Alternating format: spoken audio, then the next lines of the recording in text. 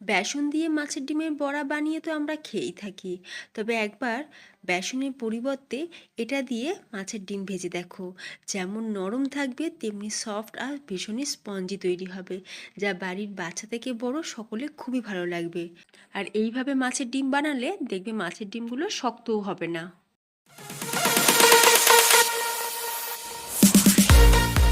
তো এখানে আমি রুই মাছের ডিম ভালো করে পরিষ্কার করে ধুয়ে জল ঝরিয়ে রেখেছি।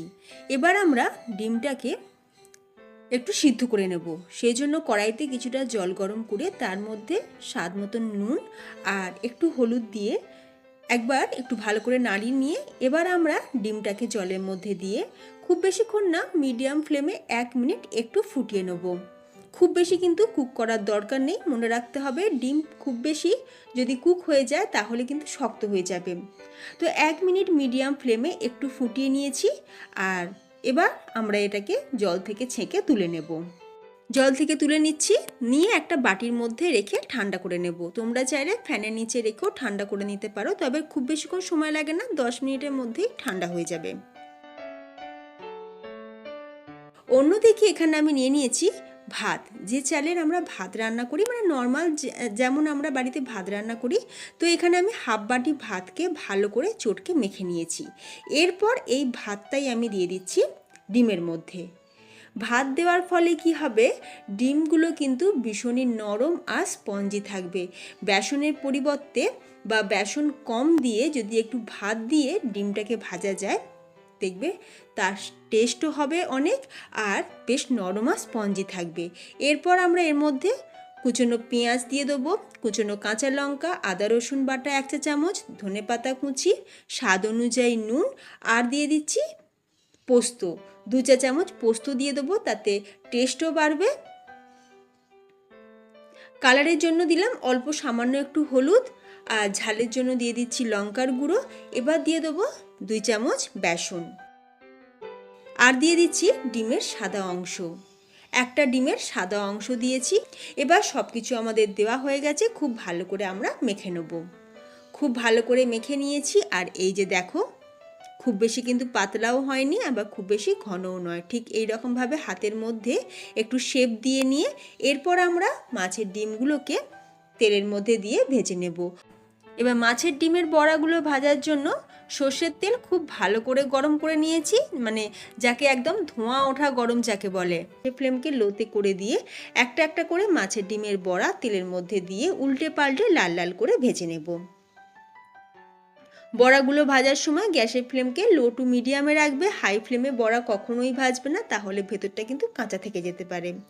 আর যেহেতু আমরা ভাত দিয়ে মেখেছি, তাই দেখবে মাছের ডিমগুলো কিন্তু ভীষণই নরম আর স্পঞ্জি তৈরি হবে।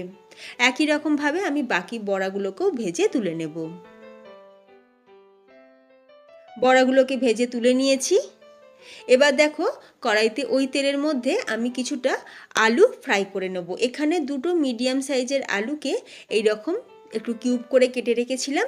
এবার আলুর মধ্যে সামান্য একটু নুন দিয়ে আলুটাকে একটু লাল করে ভেজে তুলে রাখবো। বেশি তেলে আলুটা ভেজেছি, তাই আলু কিন্তু আমাদের অলরেডি 80% কুক হয়েই গেছে। এরপর কিছুটা তেল তুলে নিয়ে ওই তেলের মধ্যে দিয়ে দিলাম কালো জিরে ফোড়ন, আর দিয়ে দিচ্ছি চপ করে রাখা পেঁয়াজ। 2টো বড় সাইজের পেঁয়াজ চপ করে নিয়েছিলাম। তো পেঁয়াজটাকে দিয়ে একটু গোল্ডেন ব্রাউন করে ভেজে নেব। এরপর দিয়ে দেবো 1 চামচ আদা রসুন বাটা। আদা রসুন বাটা দিয়েও আরও কিছুক্ষণ একটু ভালো করে ভেজে নেব, যতক্ষণ না আদা রসুনের কাঁচা গন্ধটা যাচ্ছে। এরপর দিয়ে দিচ্ছি কুচি করে নেওয়া কাঁচা লঙ্কা, আর দিয়ে দেবো চপ করে নেওয়া টমেটো। আমি এখানে টমেটোকে একদম চপার বলে দিয়ে চপ করে নিয়েছি, তো তোমরা চাইলে টমেটোর পেস্টও ব্যবহার করতে পারো। টমেটো যাতে তাড়াতাড়ি নরম হয়ে যায় সেই জন্য একটু নুন দিয়ে দিলাম, দিয়ে খুব ভালো করে কষিয়ে নেবো যতক্ষণ না টমেটোর কাঁচা গন্ধটা যাচ্ছে। এরপর কিছু মশলা দিয়ে দিচ্ছি। দিয়ে দিলাম হলুদ গুঁড়ো 1 চা চামচ, লঙ্কার গুঁড়ো 1 চা চামচ, ধনের গুঁড়ো দিলাম 1.5 চা চামচ, আর জিরে গুঁড়ো দিলাম 1/2 চা চামচ। এবার মশলাটা খুব ভালো করে কষানোর জন্য অল্প সামান্য জলও দিয়ে দিলাম, দিয়ে খুব ভালো করে মশলাটা কষিয়ে নেব। যখন দেখবে মশলার সাইড থেকে এরকম তেল ছেড়ে দেবে, দিয়ে দিতে হবে ভেজে রাখা আলু। আলু দিয়ে মশলার সাথে আরও কিছুক্ষণ ভালো করে কষিয়ে নেব। ফ্রেন্ডস, রেসিপি দেখে ভালো লাগলে একটা লাইক দিয়ে যেতে কিন্তু একদমই ভুলো না। তো আলু মশলার সাথে খুব ভালো করে কষিয়ে নেওয়ার পর এবার আমি দিয়ে দিলাম 3 কাপ জল। তোমরা যে যেরকম গ্রেভি রাখবে সেই অনুযায়ী জলটা দেবে। তো গ্রেভিটা খুব ভালোভাবে যখন ফুটে উঠবে তখন দিয়ে দিতে হবে ভেজে রাখা মাছের ডিমের বড়াগুলো। মাছের ডিমের বড়া দিয়ে খুব ভালো করে আরও একবার মিশিয়ে নিলাম। এরপর আমরা এর মধ্যে দিয়ে দেবো স্বাদ অনুযায়ী নুন। আরও একবার ভালো করে মিশিয়ে নিলাম। এবার চাপা দিয়ে আমরা কুক করে নেব। তাতে আলুটাও খুব ভালোভাবে নরম হয়ে যাবে আর মাছের ডিমগুলো খুব ভালোভাবে কুক হয়ে যাবে। খুব বেশিক্ষণ না, 7 থেকে 8 মিনিট পর ঢাকনা খুলে এবার ওপর থেকে কুচনো ধনেপাতা আর খুবই অল্প সামান্য একটু গরম মশলা গুঁড়ো ছড়িয়ে নামিয়ে নেব। গ্যাসের ফ্লেমটাকে অফ করে দেব।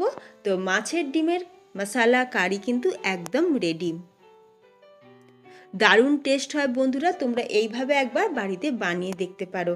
আর যেহেতু আমরা ফুটন্ত গরম জলে মাছের ডিমটাকে আগে একটু ভাপিয়ে নিয়েছি, তার ফলে মাছের ডিমগুলো ভাজার সময় দেখবে ছিটকেও আসবে না। তো তোমাদের কেমন লাগলো আজকের রেসিপি অবশ্যই কমেন্টে জানিও। রেসিপি ভালো লাগলে ভিডিওতে লাইক দিও, শেয়ার করো, তার সাথে চ্যানেলটা সাবস্ক্রাইব করে পাশে থাকা বেল আইকন অবশ্যই প্রেস করে রাখবে। তো ফ্রেন্ডস, ভিডিওটা আমি এখানেই শেষ করলাম। ধন্যবাদ।